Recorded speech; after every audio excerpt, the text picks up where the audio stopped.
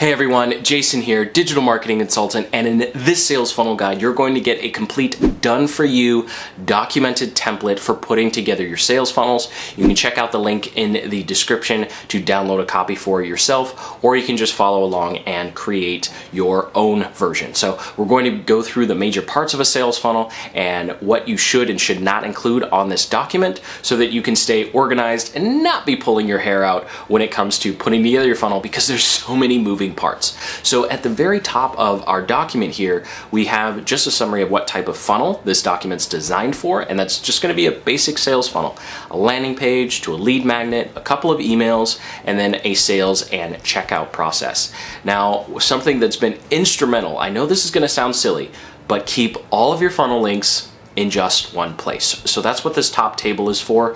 As you go through putting together your funnel, you're definitely going to want to come back to this document and just paste in every single relevant link, because you definitely don't want to be late at night trying to put something together and then going, oh great, I have to log into Vimeo again to go get my X whatever video you need to put together, or whatever other software. So the very first part of our funnel, of course, is going to be our landing page or squeeze page. So here what you want to do in this document is include examples of landing pages and squeeze pages that you like for design purposes. So this is just going to help you in terms of making sure that when you're putting together your page, if you're doing it yourself, you have some design inspirations ready to go, or if you're going to be delegating this task, whoever's putting together your landing page will also know what you want the landing page to look like. Then you're also going to want to include all of your copy and all of your brainstorming here. So if you're one of those people who likes to do copy handwriting, that's okay. But what you want to do is have all of at least your headlines, your bullet points, and your subheadlines in this document in the brainstorming section down here, so that when you're running your split tests or you're trying to figure out why a landing page isn't working, you can come back to this document and easily see the headlines and the different bullet points or other copy ideas that you had. And so it makes it really easy to make changes on the fly. In this document, you can see we also have some basic copywriting formulas for you. So I won't go over that. You can check out a link in the description to a video that actually walks through how to use all of these copywriting formulas. I'll just leave them up here on the screen. You can always use the table of contents to pause. And so that's really all you need for your landing page. And I like formatting the document as close to how the text is going to look on the actual landing page or squeeze page itself, because it gives me an idea of how the words line up and just the general format, so I don't go to a landing page and then that's built by someone on the team and see that the title goes how to grow channel, and then without getting lots of views is on the second line, because sometimes when it comes to your copywriting, you want to make sure that things are on the proper line. So the next step in our process is the lead magnet. Now, I'm going to assume that you're putting together a PDF. If your lead magnet is actually going to be your webinar or video sales letter or written sales letter, then you can just go ahead and skip this part when we'll get to the sales copy in a little bit here. But with your lead magnet, something that's really important is you want to make sure that the lead magnet's actually valuable. And so to help with the brainstorming process, what you want to do is, number one, think about how many different tips or strategies you're going to be essentially sharing in your lead magnet. So typically you want anywhere from 3 to 7. If you do more than 7, then you're probably getting into information overload territory. So very simply, you can just fill out or fill in the blanks. What are the 3 to 7 tips and secrets? And then in the notes column, what you're going to want to do is link up any images or link up any resources or articles you're using to back up the tips or back up any of the claims that you're making. I highly recommend using a free tool called Canva to put together your PDF. Again, link in the description to a video that walks you through how to actually use Canva to put together your lead magnet. Or you can just use a basic Google Doc like what we're using here for our template.